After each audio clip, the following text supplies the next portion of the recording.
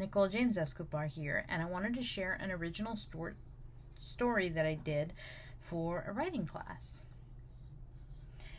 I was crouched under a dining room table.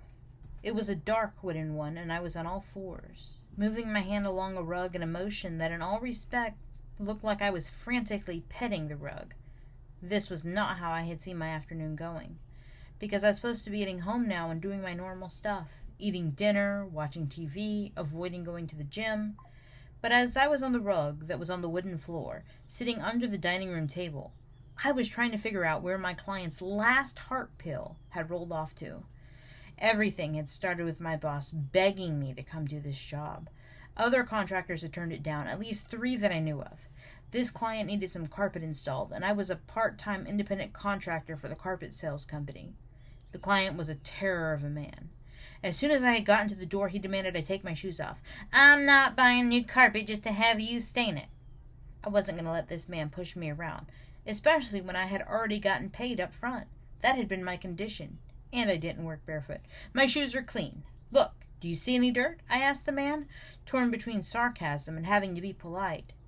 Thinking back to when I had accepted this job, I recalled my conversation. "Pay me double and up front," I told my boss when he called, begging me to come take this last-minute client. Other contractors hadn't done the job after meeting the client. I wasn't like other people. I didn't need the money that badly to take unnecessary attitude. My work was something I took great pride in, and I wasn't going to let someone who had never even carried a roll of carpet, much less installed one, tell me what to do. No, my boss hung up on me. He didn't like to pay in a timely manner, and I didn't want to fight for the money. Less problems, less worry. 10 minutes later, my boss called me back. "Come get your payment and the supplies for the job." Within the hour, I was dealing with a grumpy, middle-aged man who had already sent a lot of people packing. He was new rich, not old money rich. He dressed in golf clothes and had a nice watch, but not a luxury brand of watch on. His shoes were new and expensive, but a popular brand for those people who wanted to pretend they had more money than they actually did. "I do have my eyes on some nice running shoes. They cost $140, and if you'll give me the cash, I'll go get them and wear new shoes into the job. But barring that, I'm not going to do anything beyond wiping my shoes." I offered a compromise. The man shook his head. "I'm not paying for you to get new shoes. Germs are everywhere, and your shoes have been who knows where. I'll spray your shoes with disinfectant," the man huffed, but didn't try to threaten me with police or stop me as I entered his house.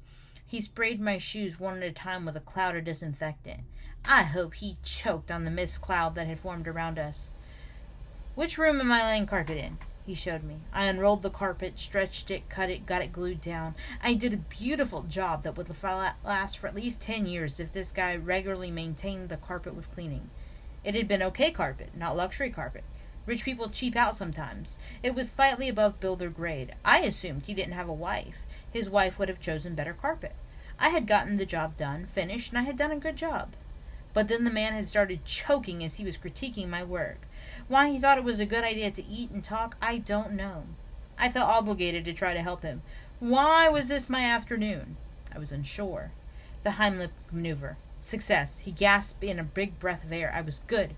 But then his blood pressure seemed to skyrocket, and he started yelling at me, threatening me for bringing him back from choking when he was DNR. "That's only applicable if you're dying." He continued to argue with me and fumbling around his pockets. "Are you going to pull a weapon on me?" I demanded. "My heart pill. I got one left," he practically screamed at me. The orange bottle lid he fumbled with, trying to uncap the bottle and get the last pill out. In his hurry, the pill bounced on the floor, rolling underneath the dining room table. He panicked, starting to hyperventilate.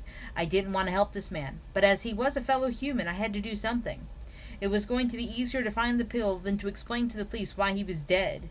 There was a vent under the table. I crawled to the vent opening and peered down it. There was a blue pill at the bottom. Did I have time to carefully unscrew the vent cover from the floor? Yes. I wasn't going to give this man any reason to sue me. Less than a minute later, I was kneeling next to the man, handing him the blue pill and some water. The guy tried to tip me, but I decided that if he wrote me a check, he looked like the type that would cancel it as soon as he came back to his normal self. What a job.